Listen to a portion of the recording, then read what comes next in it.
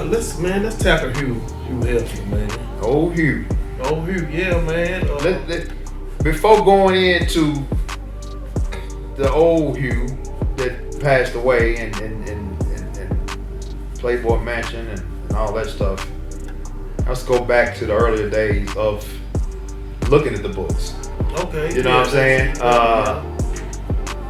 And being intrigued with that, especially when you become a young man and start to be curious and stuff. And I forgot about that, man. Yeah. And so the early.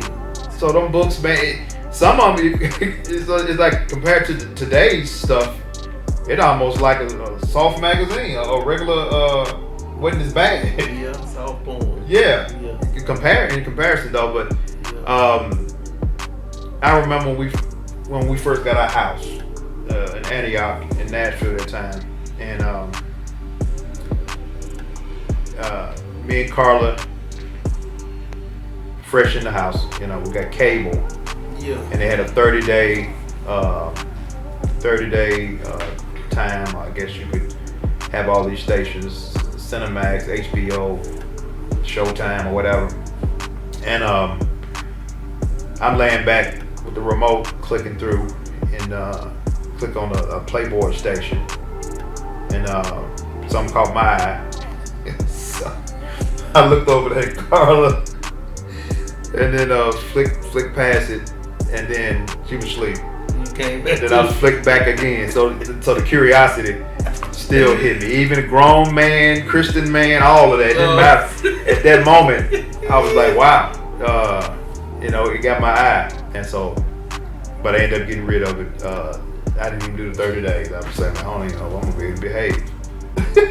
Yeah. Right. So that was a memory, man. I just thought, regardless of childhood, but even fast forward up to grown, it's just, it is what it is. But I used to be intrigued with how Hugh Hefner. I think we all were. Yeah. So not just the money, but just the style, the mansion, of course, but no, just the whole thing, all the pretty girls, all around them. 25 years younger than him. Really younger? Yeah, younger than that, really. Yeah, about 40, 50 years younger than him. Yeah. Cause he probably about 90 when he passed away. I think so, at least. But he never had nobody older than 20. Yeah. I don't know how far down the ladder, but he had some youngsters too. Yeah. But it was looked at during his time more like his magazine was a classic. Playboy was a classic. It was in every store. I don't even know if it seemed like it's dirty now. They trying to make everything be dirty, but everything he's doing now is what P. Diddy. Everything P. Diddy is doing now is what Hugh Hefner did back then. As far as with the women, the young and having sex in the Playboy Mansion. So I don't know. It's just strange watching. I think when every so many years, so much change. As the decades go on, it's a whole stuff we could have said 10 years ago. We can't say it now. It's frowned upon right now. So I just think like the way they do it, you got to change with the times and hope they don't go back on you for something you did.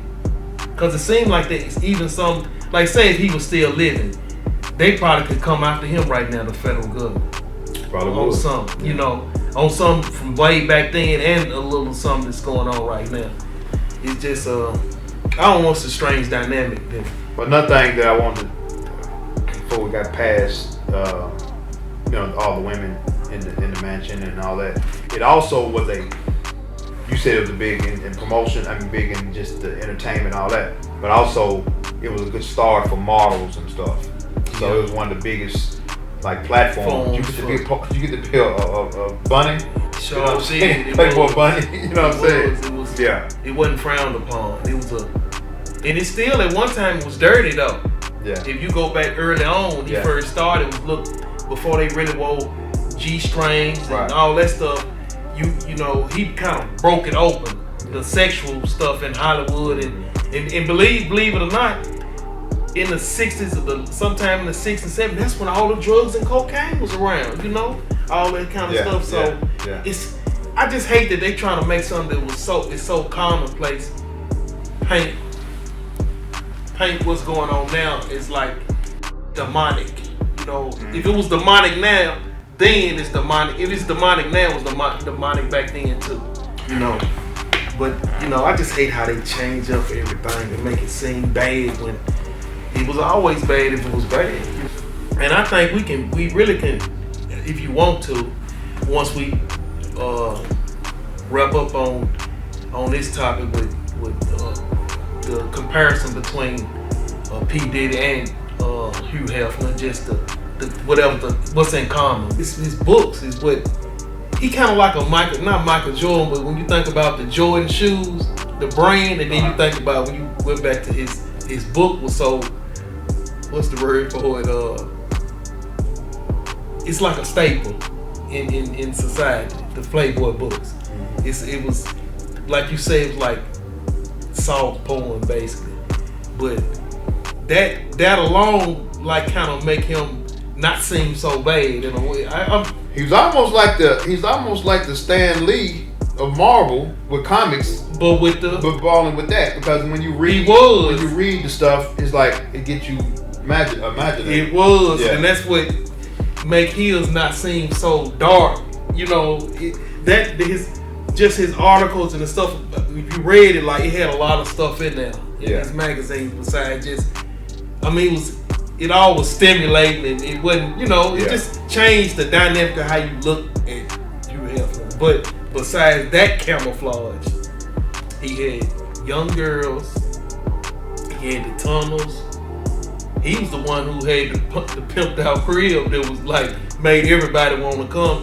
And a lot of them stuff that they accused Bill Cosby of took place at the Playboy Mansion. That's what a lot of I heard they was pretty close. And they was close. And Hugh Hefner, man. So, you know, I'm just saying this. Jello Pudding was in that. It ain't too much different between that. They try to he had drugs too. They didn't talk about it, but he had drugs. He had everything that you had for a party. But you know what I say too, man? It's scandal. You know, it's fair really ain't even in the equation. So lame. Right here. Right. I wish I could say that. Oh, this ain't fair. It ain't even about fair. It's really it's a scandal. When it's a scandal, it's designed to take you down. Unfairly. Low down, deceitfully. And so that's really is what it is. It's just like, it's the same thing. Him and Hugh Hefner is the same, neck and neck. Yeah. But it just got more to do with we snatching you. We putting this on you. And that's the reason. All this tied into the federal government when I spoke on that, because like you said, like you just mentioned, y'all might be doing the same thing, but we come to get you. It brings me back to when I said they are the boogeyman. Everybody's scared of the government because they know the power that they possess. And no matter how many people they say there's a rotten apple within the government, was 1%, 2%, 10%, but that little percent that's in there control what go on in the government. So the way they coming after people, it made me think of the Constitution, them saying we prefer 3/5 of a person. Mm-hmm. You know what I'm talking about, a man or a person, and you can see it, just how they, like you said, fair ain't even in the equation. There you go, right there. That 3/5 of a man. Yeah. So it's brushed up real pretty, but hey, man, it's what makes it so hard for many of us, including myself, and why it's so sad is because I think a part of us want to believe that a little equality is there for everybody.